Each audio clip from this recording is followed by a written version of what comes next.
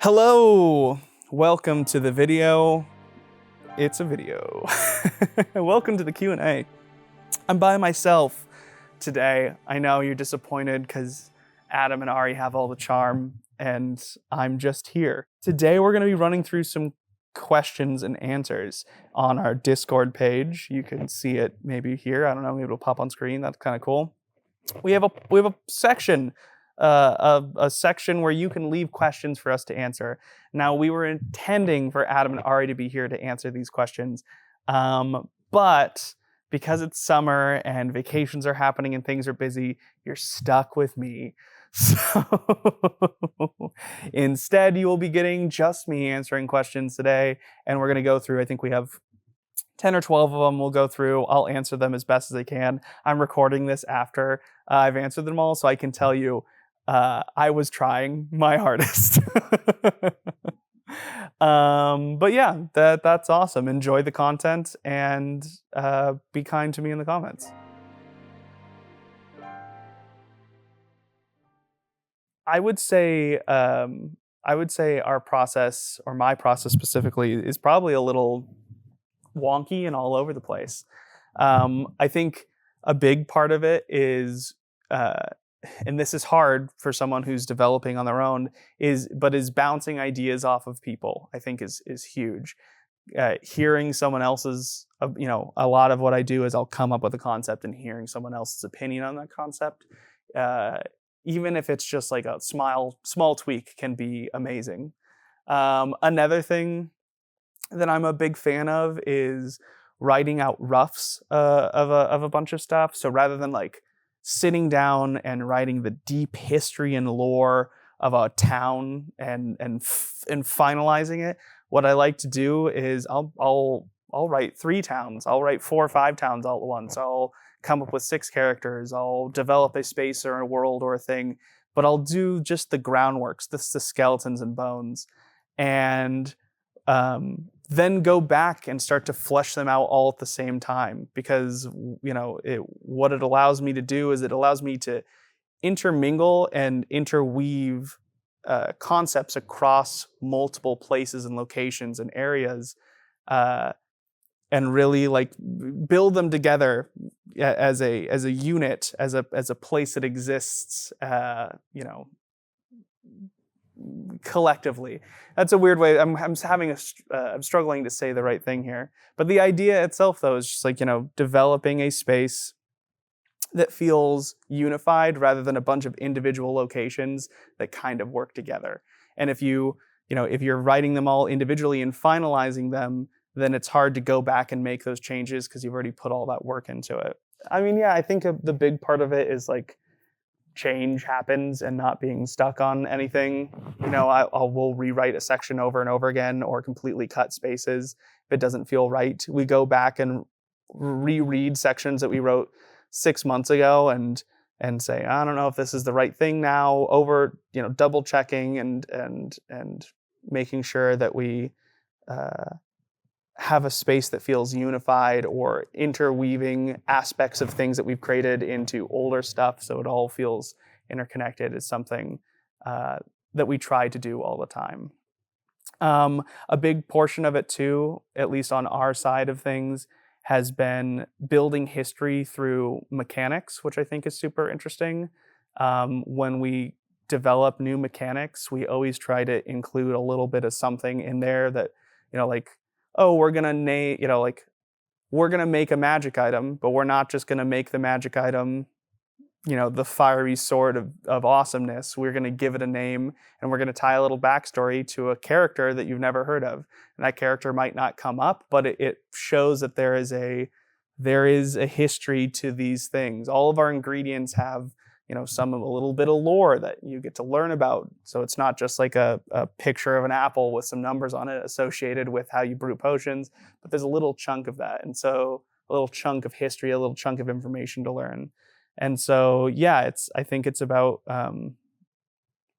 fleshing in the little details, I think, is a big part of things that are hard to do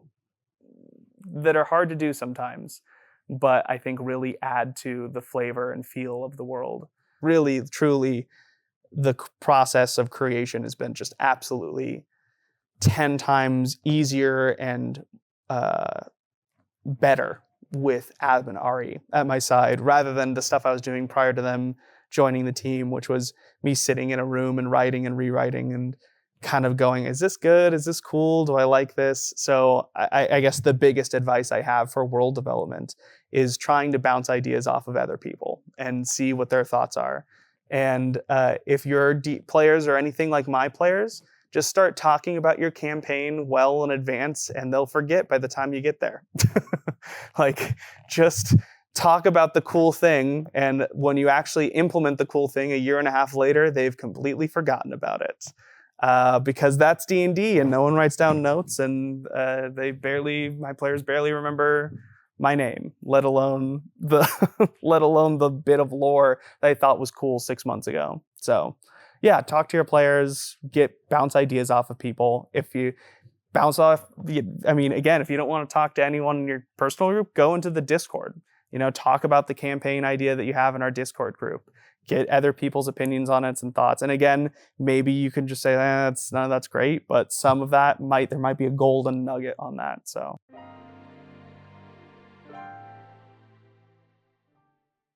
probably a Nakadama. I just love them. They're so amazing. And they're so interesting, and we've built a lot of rich history about them. And who doesn't want to play a frog person? So I'd probably play a Nakudama. I might play a Nakudama Spirit Fused Fighter, because that's fresh off the top of my mind. And we also, while we were doing the Spirit Fused Fighter, we got a sketch piece that we didn't end up using, but it was a Nakadama and a big puffer jacket, and I'm obsessed with it. I love that character.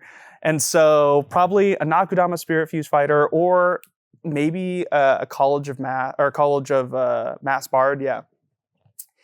And maybe as far as geographical locations, Skykite Valley is super interesting because it's just so much fun. There's so much flavor, and there's a lot of culture built around the gliding machines, and it's a fun area to explore with interesting, unique monsters around it. Skykite also sits right on the water, so in addition to all of the geothermal, fun aviation mechanics and storytelling around that area, it's also there's a sunken city right below it that the Divers Lodge can go and explore. So geographically, having a character that starts there, that's familiar with that area, there'd be a lot of rich, fun, flavorful lore. So okay, even saying that, I want to do a Spirit Fused Fighter Nakudama that was part of the Divers Lodge, and they found all of their equipment in the sunken city outside of Skykite Valley. That would be fun. But there's so many fun, interesting areas. There's just a lot to explore. It's hard to pick. I'm also biased because those are the things that I most recently was writing about, and so it's stuck in my mind. But I don't know. As far as fun ways to bring parties together in Obojima, we have built a huge culture around festivals. So every town has a small festival attached to it, and everyone does these little things, and it's sprinkled throughout. So the easiest way to bring a group together, especially a low-level group, is having them participate in a festival together in some capacity. Whether if you're just looked over the Free RPG Day adventure, which will come out for everyone online soon, we start everyone at the Truffle Festival. So everyone's playing in this giant yearly truffle hunt to try to collect all the ingredients and then win the prize, which is being crowned the Truffle Prince, but also getting to speak with the elder pig spirit that calls the woods its home. And so that's the easiest way to collect people is just just throw them in a festival. That's always a good time.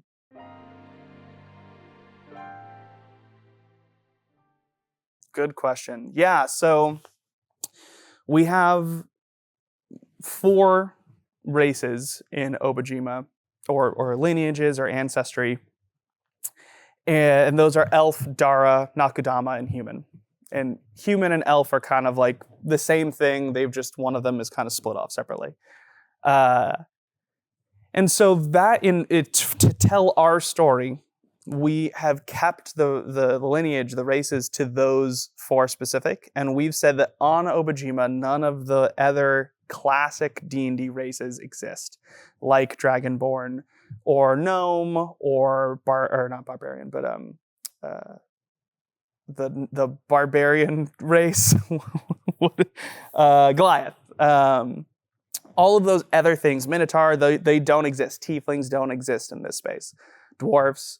But what we have done, because we know that people want to tell their own unique story, is we've suggested a handful of ways that you could introduce those ancestries or races into the game if you needed to. And that's probably what this person is remembering or recalling, is that specific idea. I think we mentioned, I think one of the examples in the dwarf is one day on low tide, an incredibly low tide, the sea pulls back and like a bunch of stone people, like statues, appear on the beach, like, beach log stone statues, and one of them cracks open and it's a dwarf.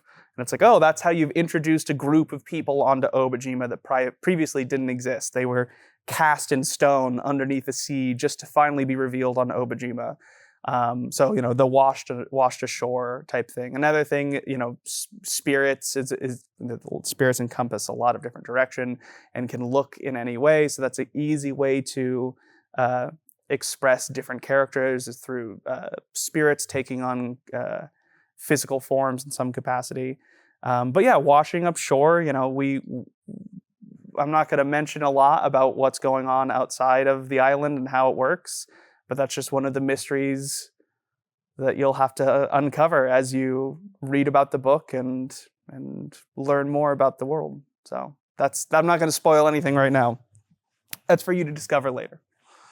But yeah, I think that's probably what the person's remembering. That being said, the moment we seal the book and send it off your way, you can do whatever you want with it. We have no control. It's D&D. You play whatever type of world you want to play. And so, yeah, if you want, your characters to be from a distant land and they shipwreck on Obojima, go for it. I can't, I'm here. I'm on a screen right now. I've got nothing. I can't stop you. But yeah, historically, anything that's coming on the island or landing normally wouldn't be another person, but it could be. Who knows?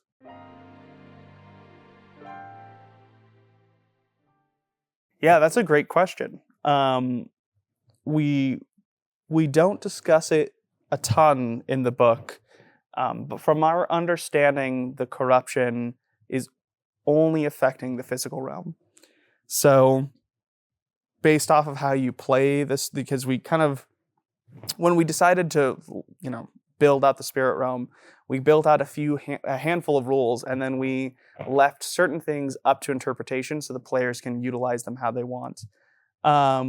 So each individual campaign, the spirit realm might act slightly differently. But yeah, as it currently sits in the book, the corruption is only affecting the material. It can affect spirits, and we certainly have a section on how the corruption affects spirits. But it is not infesting the spirit realm as of yet. But who knows?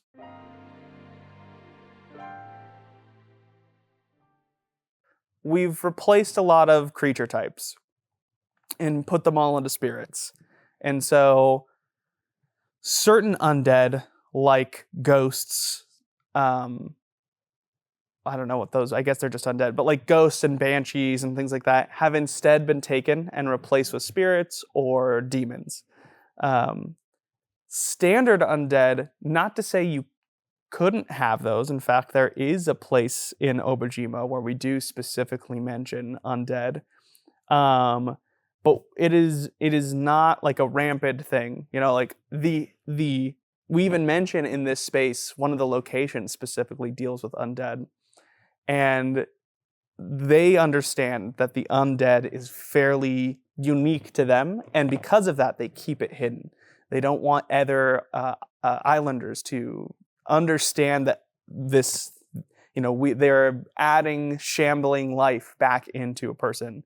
And so it's not a practice. People don't know about it.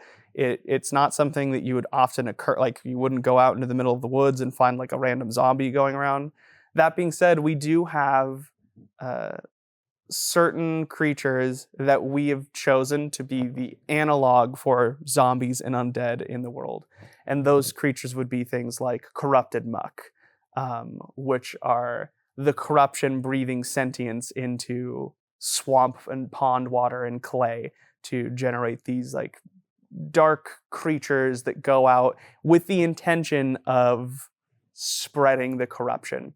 The corruption kind of feeds itself into these things and has them move forward with the intention of giving itself a wider berth. And so those creatures are fairly mindless, but they're not. I don't think they're pondering. They're pondering in a mirror. It feels more. You could think of them more like a wildfire, less like a creature with a personality, and more about something wanting to spread simply because that's what it tends to do. Just, there is no good or evil to it. It just moves. Yeah. Besides that, as far as other undead go and things like that, again, we don't, as it currently sits, we don't intend for there to be liches or Dracoliches or these big ancient evil things. But you could include those. It's just not part of Obojima as it sits now. But who knows? There's a lot of future Obojima content to be produced. But certainly on the island, it's very, very limited to a specific location where we actually include undead. We find that you can tell most of the same stories about undead using spirits or demons.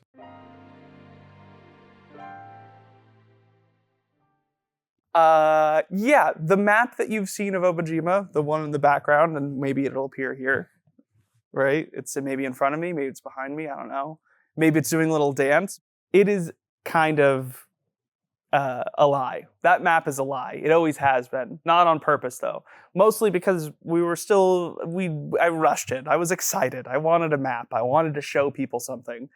And then we actually started building out the island. We realized it's way bigger than what we intended. And that the size of the island that's depicted on the map doesn't really do a good job of showing scale. Because, if you see it on screen right now, the island's 300 miles wide, but it looks like it's 10 miles wide because I did a bad job. I did a bad job of directing our artist, who was just illustrating my ideas, but I wasn't thinking about scale in that moment.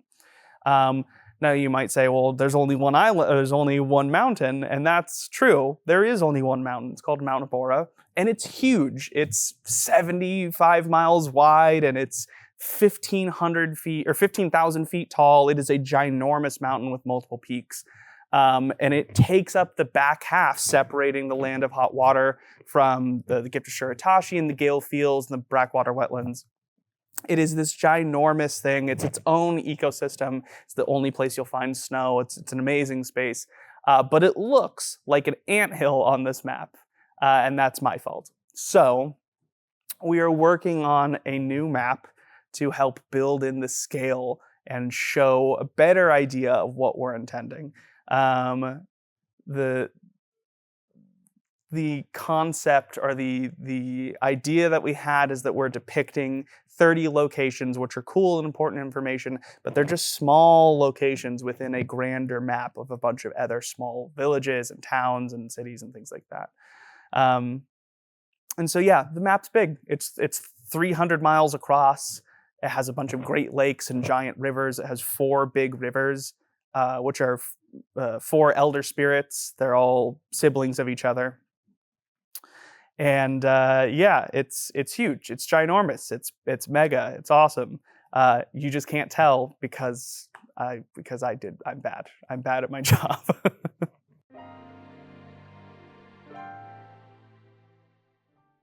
Yeah, there's a few entities that we've kind of built out that can take up that level 5 through level 15 if you really wanted to, kind of space in the adventure.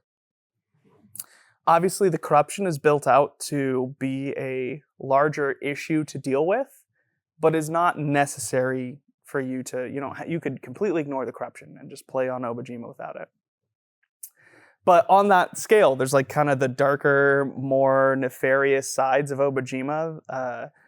We've built out several creatures like dragon frogs, ancient dragon frogs, which are these ginormous ancient creatures that for the most part have gone extinct. They've been domesticated by the Nakadama to be more like dogs.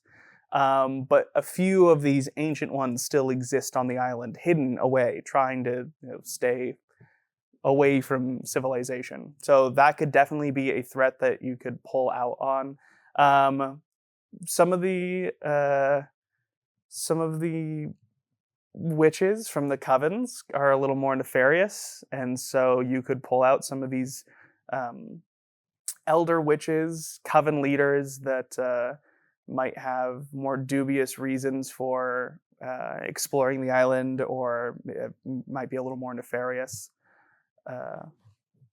You could too. There's a counterpart to the Lionfish King who is Lionfish King. We kind of built out to be this 5th level dastardly villain who is the counterpart to Captain Clintock, who is the leader of the Sailors Guild, the Divers Lodge.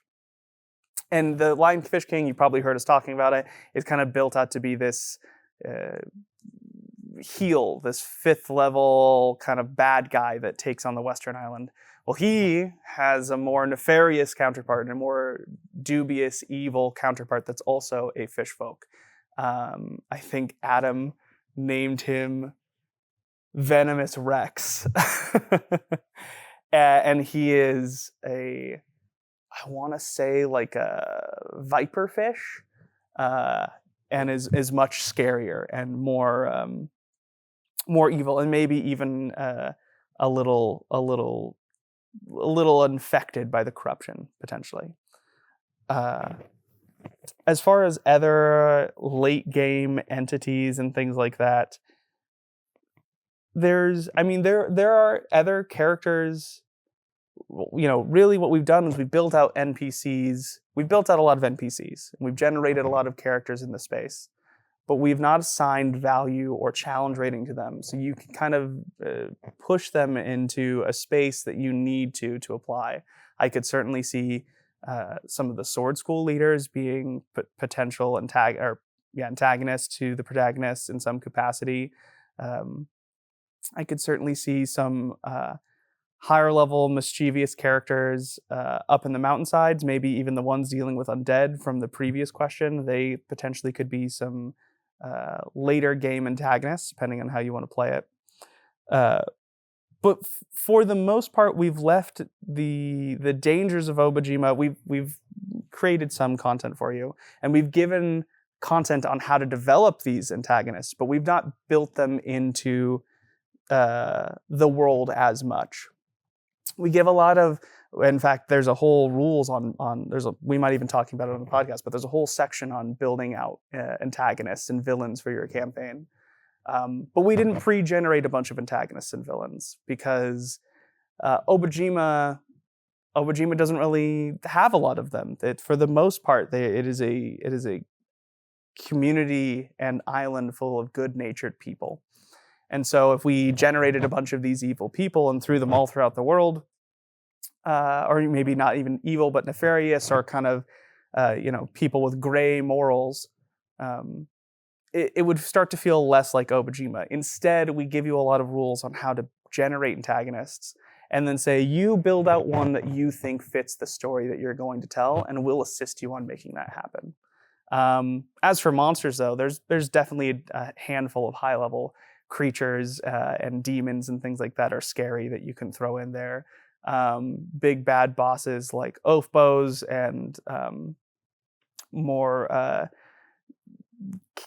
chaotic, dangerous demons and things like that And even some good aligned spirits might just have really alien-like intentions, things that someone from the material plane might not fully understand. And so even good aligned elder spirits might be, find themselves at the opposite end of the protagonist in their story and things like that.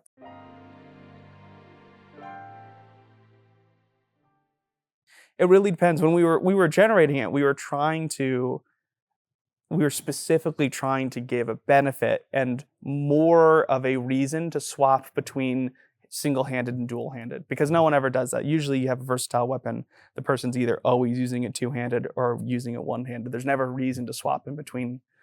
And so this was a reason to swap in between. The version of the feat that you're mentioning here certainly still does that. Yeah, I don't know. I would have to play test it. I'd have to mess it around. I mean, the other option is if that's how you want to do it, just go for it.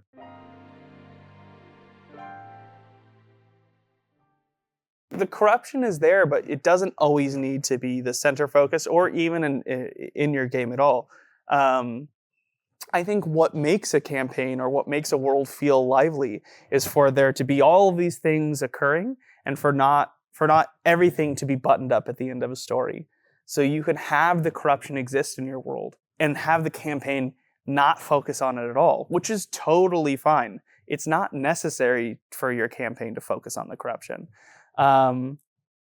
It can be completely a side character or not, non-existent in your world if you don't want it to be. And so non-campaign focused on corruption, I would say there's a lot of fun ideas. I mean, right now it's we leave a lot of adventure hooks in every single location.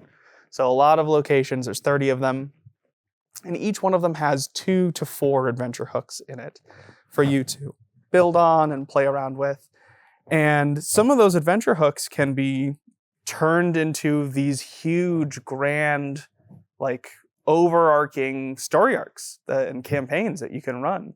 I think one of the interesting things about Obojima is not needing to tell a story that runs from 1 to level 20 and really being comfortable with telling a story that runs from 1 to 5 or 1 to 8 or 1 to 10 and ending it there, having that story be the grand adventure that takes place for these characters and then moving on to new characters in the space or bring those characters back or in some capacity. And so off the top of my head, the aeronauts in Skykite Valley, because I think they're so interesting and the things that they're doing are super unique and feel very Obojima specific. The famed aeronauts who are looking to make contact with the Sky King could very much be a full campaign, all developed around this specific thing. Another really fun adventure is just dealing with the interconnection between the witch covens and the ones that exist all around, and the conflict that might occur between them or around them is super interesting. And any one of them could turn into a greater campaign around their goals and desires and perhaps their wishes and how maybe 2 of the witches are stripping all of the ingredients from the mountainside, and now the other covens are coming up against them, but they're incredibly powerful, and there's a lot of conflict, and there's nobody wants to have an all-out war, but there's a lot of infighting and things like that. That's very interesting and definitely a story worth telling in Obojima, where the characters are bouncing between the different witch covens, kind of like rallying against maybe some of these more nefarious witches. We also have some history with demons and spirits shifting. You could do a very Ghibli-style adventure where you focus heavily on an elder spirit and its story. Like I mentioned, there are a lot of elder spirits, having a story revolving around the 4 great river spirits. Perhaps one of them is getting sick, and you have to work to heal it in some capacity. There's an ancient demon sealed away that you have to deal with or work with. a lot of the history in the Nakudama, going and exploring the ancient relics, or even a story that deals specifically with all the first age technology and working with AHA to uncover some of these historical artifacts and sites, trying to piece together what's going on there. There's a lot to explore in Obojima. There's a ton. And so, I mean, yeah, maybe if this is something that people are interested in, maybe we could even do a full episode on just like campaign setting ideas. Not setting, but campaign adventure ideas and things like that. Things that could span stories that we want to tell. Because yeah, not everything has to deal with the corruption. And although it is something that's afflicting the island, it is the cool new thing on the island. It's not, not everything revolves around it. We have a ton of characters who work and live and deal with their life fully disconnected and unaware of what's happening with the corruption. In fact, a majority of the island is fairly unaware of the corruption, because, if you're a little villager on the western side of Obojima in a small town making apple pie, why would you care about what some random ranger said about a fishing village you've never heard of on the opposite end of the island? So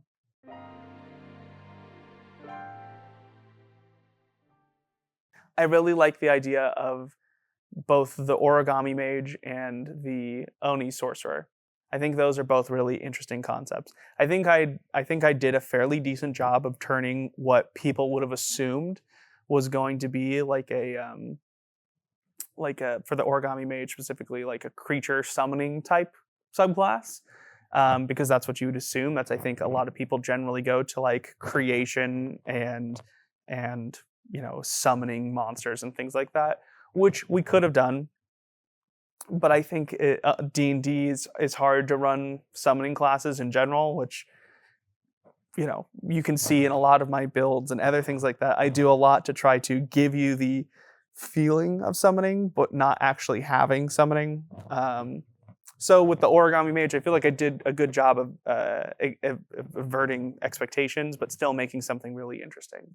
So the idea of you are creating these origami things, and they exist, and you can move them around, and they're cute, and you can even pour some personality into them, but you don't have to control them in the same way that like a summoner would have to, where you're focusing and moving them and attacking and all of that stuff. I think that was really cool. I really enjoyed the way the origami mage came out. And then with the sorcerer subclass, a big focus for me was to combat what I had seen personally in my experiences with sorcerer and other players, and playing alongside a person who's used a sorcerer for the past 5 years, is their reluctance to use their sorcery points.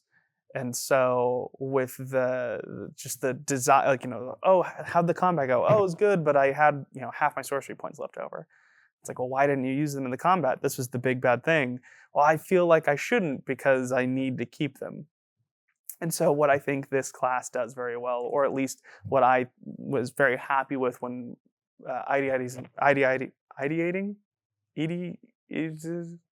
coming up with this concept, is the idea that this you are rewarded for spending your sorcery points. The more you spend your sorcery points, the more you get from it. Now, that also comes with like the negative ploy, and this is all, and a lot of people, there is complaints about this, and I understand where those people are coming from, but it's really role playing. The negative sides come through role playing. Like, you are gaining power, and mechanically it is all an upside, but role playing wise, you are becoming more Oni like. And that's a scary thing that a lot of people don't like, because Onis are nefarious demons and evil, and we're attempted to be eradicated. And so to shift and look like an Oni is not a thing that people tend to like. And so although there are no negative downsides of this, the role-playing aspects are very heavy, and I think that's really fun. And so yeah, very interesting subclass that I personally am pretty stoked to try out when I ever get a chance. I like that again, no mechanical negatives, but I like the negative effect of being like, I'm going to use all my sorcery points to gain this thing, which mechanically is super cool, but now I'm going to have to go back to the town that I just saved look the way I look, and how are people going to react to that, and how is this going to affect my interpersonal relationship with the mayor that, you know, I just befriended, or the bartender that, you know, I have a crush on, or whatever it is. So I think that's really cool and really interesting. Thank you for joining us. You should leave more questions in the Q&A, and I promise they'll be answered better next time. It's a short interruption of our normal stuff. So next week we'll be back to our regularly scheduled podcast episodes with Adam and Ari being so cool and awesome and hip. And we'll be going over really interesting stuff. So yeah, if you have anything you want Adam and Ari to answer, or myself, leave them in the Discord. It'll be linked. We'll link it for you. We'll link it in the YouTube page, and you can click on it and go leave some questions. Thank you again for getting through however long this video was, and I will catch you all next time.